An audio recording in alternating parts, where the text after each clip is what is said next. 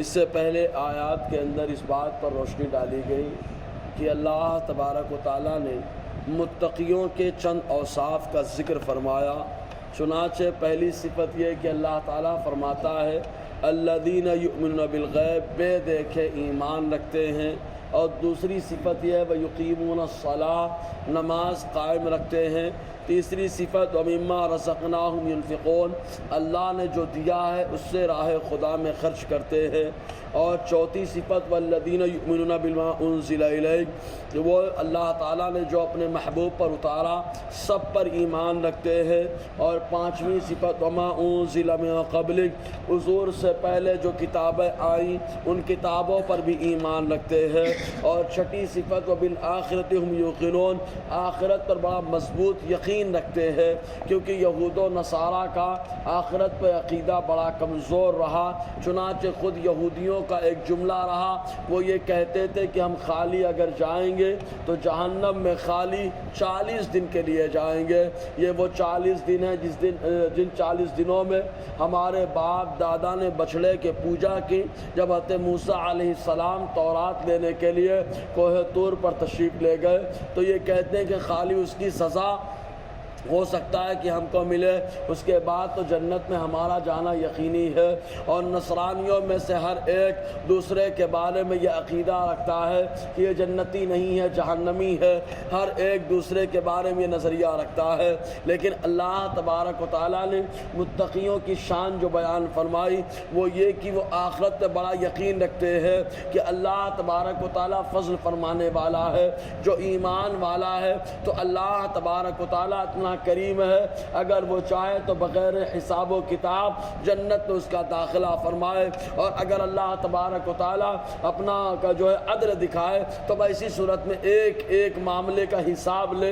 تب ایسی صورت میں حدیث پاک میں خود آیا، حضور صلی اللہ علیہ وسلم نے فرمایا کہ جس کا حساب لیا گیا وہ پھنس گیا، مطلب وہ حساب دینے میں آدمی پریشان ہوگا۔ تو جو متقی اور پرہیزگار ہے یہ 6 خوبیوں کے حامل ہے۔ تو یہ 6 خوبیاں کہاں سے آ گئی؟ تو خود اللہ تعالیٰ فرماتا ہے اولئک علی ھدی من ربہم، یہ وہی لوگ ہیں جو اپنے رب کی طرف سے ہدایت پر ہے، یعنی اللہ تبارک و تعالیٰ کی طرف سے ان کو ہدایت ملی ہے۔ اور ہدایت کا معنی رب کی طرف سے جب ہو تو یہ راستہ چلانے کے معنی میں آتا ہے۔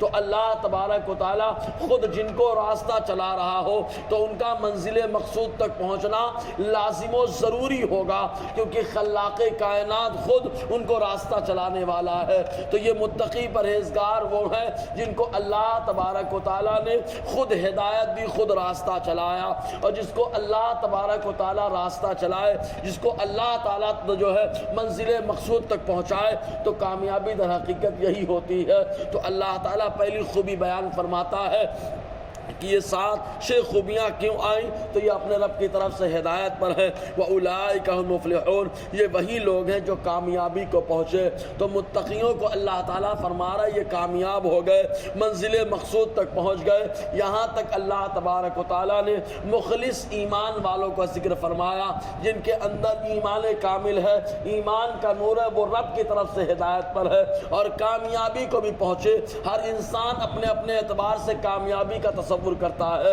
لیکن رب کی طرف سے کامیابی یہی ہے جس کے اندر 6 خوبیاں پائی جائیں۔ پہلی خوبی یہ کہ ایمان مضبوط ہو جائے، دوسری خوبی یہ کہ نماز کی پابندی ہو جائے، اور تیسری خوبی یہ کہ اللہ تبارک و تعالیٰ نے جو دیا ہے وہ راہ خدا میں خرچ کر دیا جائے، اور چوتھی خوبی یہ کہ اللہ تعالیٰ نے جو چیزیں قرآن و حدیث کے ساتھ ساتھ اللہ تعالیٰ نے اپنے محبوب پر نازل فرمائی سب پر مضبوطی سے ایمان ہو، اور پچھلی کتابوں پر بھی مضبوطی سے ایمان ہو کہ جو اللہ نے نازل فرمایا وہ حق ہے، اور آخرت پر بھی ایمان مضبوط ہو کہ سارا دار و مدار تو آخرت پر ہے، کہ بندہ نیکیاں کرتا ہے اس لیے تاکہ آخرت میں اللہ تعالیٰ صلہ عطا فرمائے، بدلہ عطا فرمائے۔ تو آخرت کی ایک ایک باتوں پر ایمان ہو جائے۔ وَأُولَٰئِکَ هُمُ الْمُفْلِحُونَ، جس کے اندر یہ باتیں پالی جائیں وہ متقی پرہیزگار ہے، اور جو متقی پرہیزگار ہے اللہ تعالیٰ فرماتا ہے اولئک هم المفلحون، وہی کامیابی کو پہنچا۔ اب اس کے بعد اللہ تبارک و تعالیٰ نے